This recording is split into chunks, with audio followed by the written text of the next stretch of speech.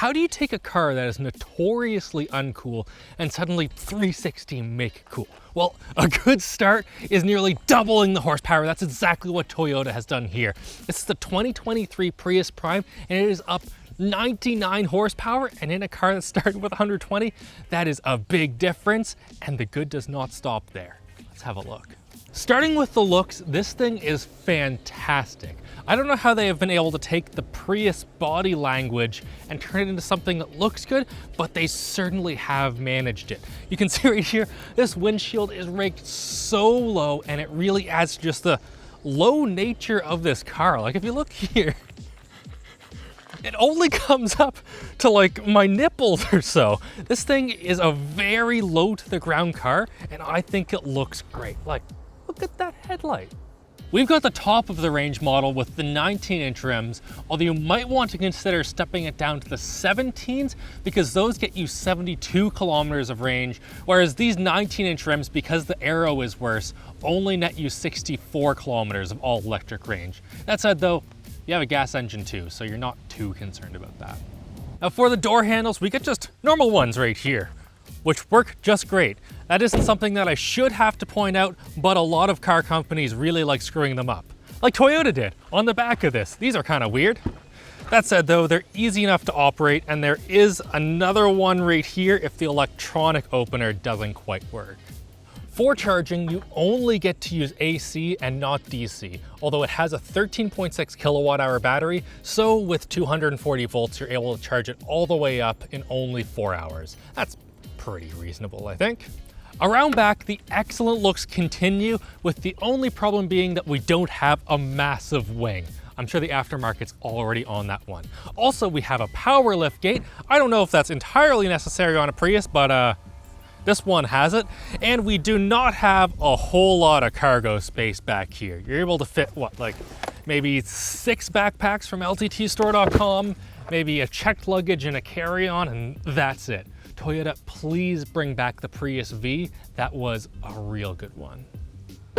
Hopping into the back seat, there is more than enough leg room, although I do not have anywhere close to enough headroom. This right here with the sort of teardroppy, swoopy shape, if you're any taller than about 5'8" or so, you're gonna have a bad time. If you are on the shorter side though, these are very comfortable seats. We've got a nice little armrest here, as well as on this top trim model, we've got heated rear seats, as well as 2 USB Type-Cs and 120 volt AC.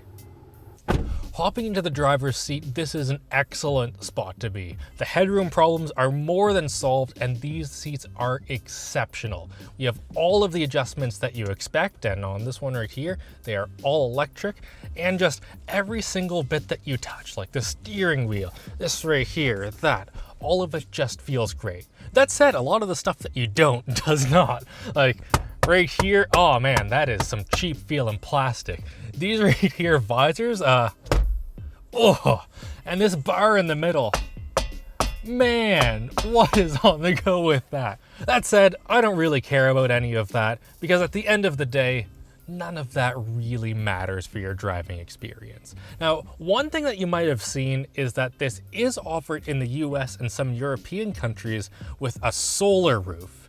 We cannot get that in Canada, and there are 2 reasons for that. First of all, winter. You don't get a whole lot of sun then here. But also, in Canada, apparently sunroofs are way more popular than in other places, and I just really wish that this one would open. It's really too bad that you only get sort of like a little half sunroof thing. It's strange. In here, the storage is good. We've got our hashtag wireless charger, our hashtag hidden compartment, another little compartment there, 2 cup holders, and a nice bit of space in here with loads of USB-C all over the place. Toyota has maintained buttons where you want them, even though we don't have dual climate, which is kind of strange given how well optioned this is in basically every other way. Also on the steering wheel, we have some nice buttons, and they don't have piano black over the whole thing, so it doesn't look horrible. Nice. There is a bit of 2023 car nonsense in here. Like, we have the nice big 12-inch touchscreen, which works fine, but it's just annoying because they have all of these nice buttons on the left until you go to Android Auto, where if you need to access any of the car's functions, you need to go here, here, back to Toyota, and now you have it. If they just had this bar stay here all the time, that would be great. What also is really annoying is that you have settings for all kinds of stuff in here, like vehicle customize, but what is notably missing are the safety features. If you want to do any of that, you need to come into this right here, their MID. It is somewhere between a dash and a heads-up display, and although it looks pretty good, it is annoying as hell to use. So we can go in here to the menu, use this control down to settings, and everything, it's like a first gen GoPro over here. It's just all like PCS, PDA, parking assist, RCTA. If you know what that stuff means, like rear cross traffic alert, it's not all that bad, but if you don't, for every single thing in here, you will need to go to the owner's manual. If only they had a massive 12-inch touchscreen right here where they could be like, RCTA, that is rear cross traffic alert, and it does this, and have a nice little blurb right here. Compounding that problem, half of the settings in here are in settings submenus. I constantly have an issue with the front cross traffic alert. It is terrible. And every single time that I turn the car on and off, it gets reset, and I have to come all the way in here, 3 menus deep, to turn it off. 20 button presses to get that every single time. Overall though, this right here, shockingly, looks better than what they had in the Lexus RZ. Well, in the RZ, it does not make a bad car good, but in the case of the Prius, this does not make a good car bad. I know what you guys really want though. Let's go and give her a drive. After I drive home this segue to our sponsor, NexiGo. If you're working from home and are in need of a new webcam, NexiGo has a wide variety to choose from to keep you looking sharp on conference calls. Whether you're on a budget and need high quality video or just want the best possible webcam regardless of price, their selection of webcams and webcam accessories will help you look and sound your best.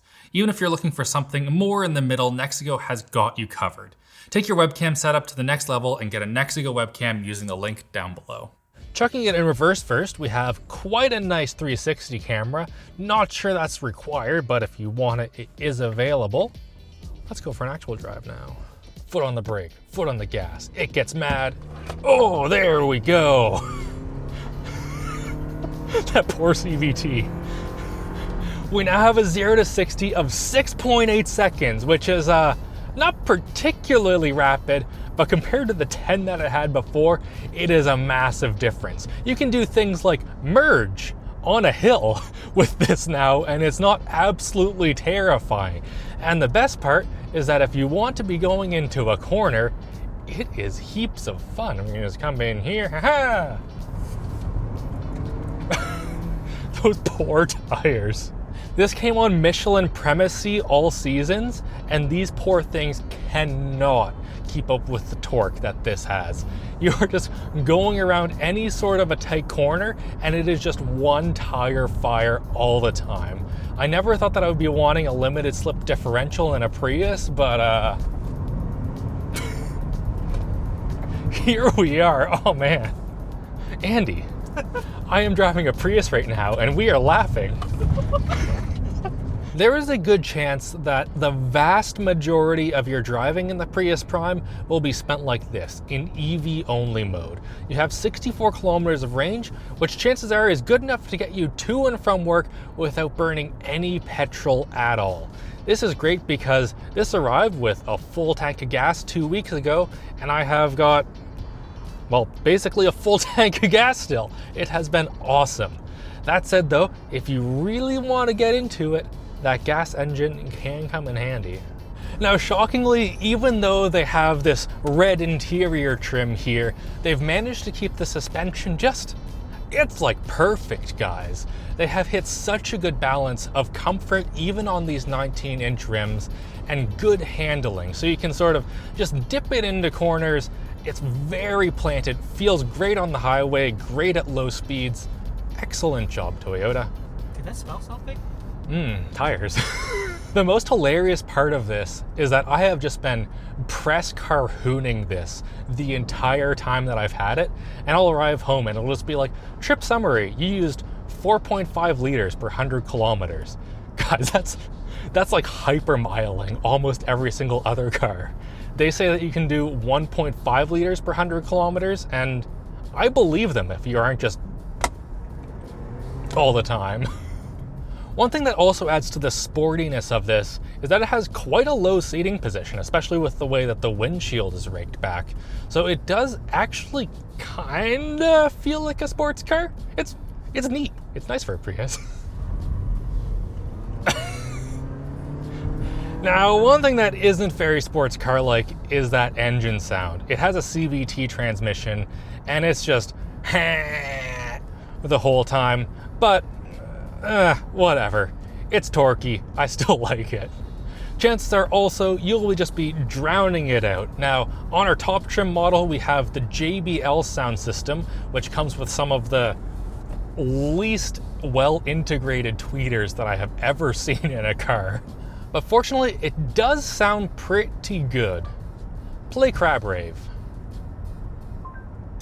Now here we have 8 speakers, 6 up front, 2 in the back, no subwoofer, and you do certainly miss that lack of sub bass. It rolls off somewhere right around 45 hertz, so anything that's really low you are not going to get.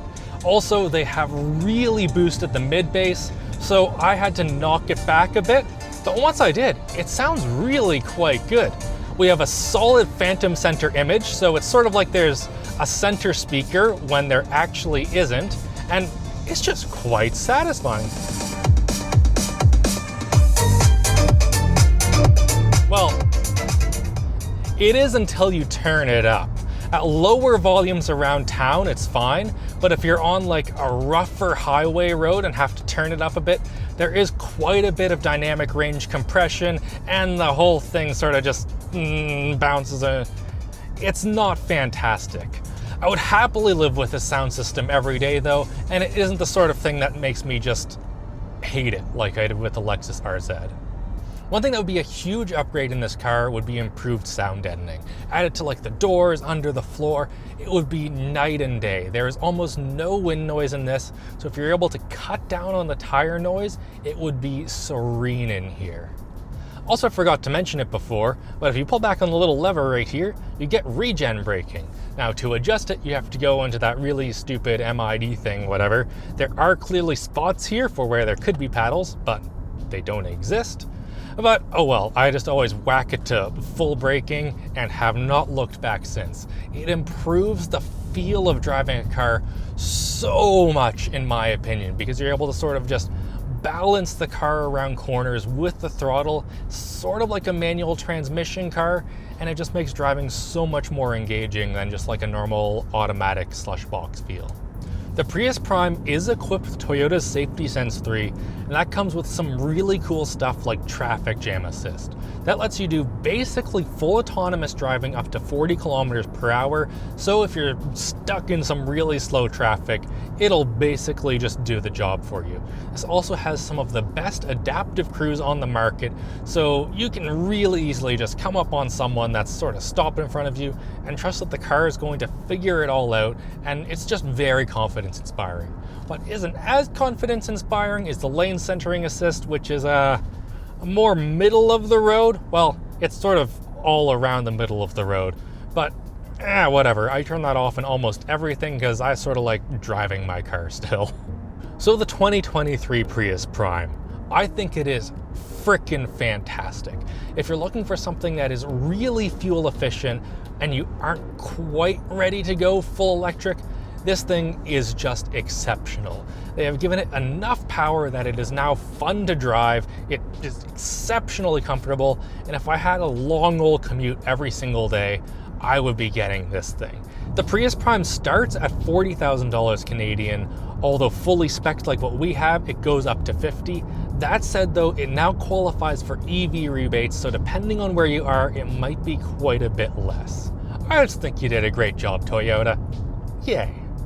Just like you did a great job watching this video. Hit like, get subscribed, and just have a great old day. See you later.